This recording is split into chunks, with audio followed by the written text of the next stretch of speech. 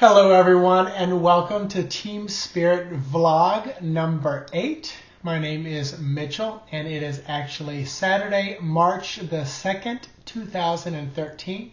Thank you for tuning in. I've changed to the office space for now just to see what it looks like. I kind of like the background. It's a little busy, but I kind of like it. I had two options, this way or the other way. And the picture behind this wall is beautiful, but it gets kind of small once I put it on the other side of the room. But that's actually my desk back there. So if you've ever talked to me on a phone session or on Blog Talk Radio, that's where I'm sitting during most of the time. So I have my cup of coffee and my notes here in front of me, and the animals are somewhere around the house wandering, so hopefully they won't interrupt. But interesting today. Don't feel like I have like a ton to say, but I wanted to get online and talk. And so again, I'm baffled sometimes at the things that come into my brain, which I know many of you have that same feeling as well.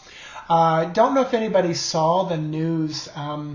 It was yesterday, Friday, here in Florida. I believe it was in Hillsborough County. A man was literally swallowed by a sinkhole, and I am in shock in the sense of the earth swallowed somebody up. It's like Mother Earth swallowed somebody up. Growing up in Florida, we've had sinkholes all my life. You know, lived here all my life, 46 years, going on 47 this month. And never, ever have I heard of someone being injured or killed or swallowed up. So it was quite bizarre. You know, just quite bizarre. It was very bizarre. It was one of those moments where I've stopped at the TV because I don't watch the news. But at work, I was walking through and I saw the TV on about that, and I just froze and watched the man, his brother, the man who actually went down the hole, I do believe died. I don't believe they found his body. I haven't seen the news. Not going to dig into that. But the brother spoke of jumping into the hole, hearing his brother screaming, and trying to rescue him. First of all, what a brave man to act and dive into a hole where his brother's probably already sunk down below the earth and trying to help him. But it just was such a bizarre moment. So my heart goes out to the family, and that'll be an interesting storyline to see how that unfolds.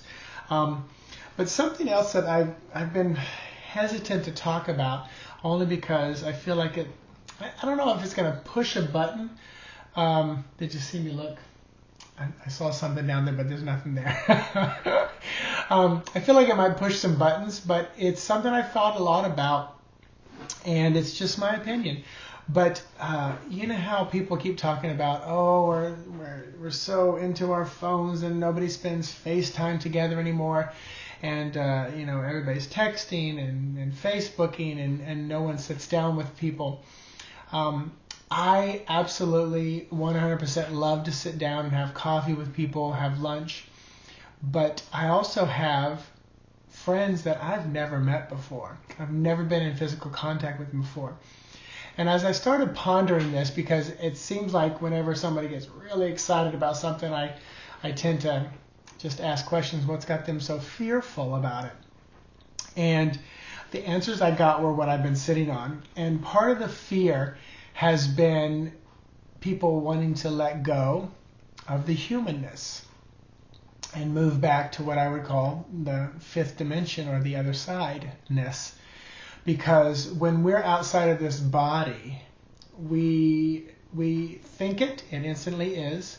We think a thought to try to communicate with someone, they simply know.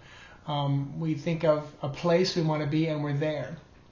And when I think of like the World Wide Web and the internet, it still boggles my mind that you guys, some of you are halfway around the world, are watching this, listening to this.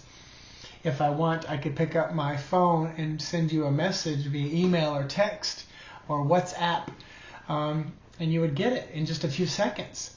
So I kept thinking about this, and the messages I kept getting back from Spirit and Team Spirit were, it's like we're creating a system, a web, a matrix, to go back to the way we were, what our true nature is, and that's instant connection.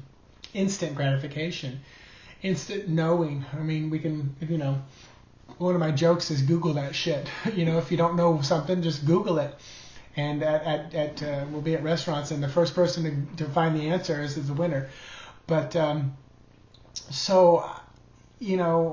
not. It doesn't make me feel good when I'm at a table and I'm on my phone and my partner's on the phone, or I see a group of people and they're all around the table and they're on their phone. So I will say, when I'm in the presence of somebody, being fully there and present is very important. And I do shut off my phone, or I do ignore it unless it's business. Haven't left it in the car yet because I might need to Google something while I'm over dinner or coffee.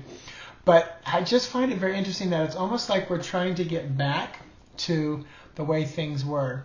And you're not seeing things. That is Sebastian. Hi, Sebastian. Do you want to say hello to the people? You want to say hi? I know you're dying to see him. So come here, buddy. Oh, Sebastian wants to say hello. So this is Sebastian World. He is not as grumpy as he looks. He is the most loving and funny cat I've ever met. Aren't you, buddy? He still has all his claws, and he's very respectful about not using them. So he's just going to sit right there on the table while I do my video. So you guys got to see Sebastian. I think I told the story about him, but let me do a segue here.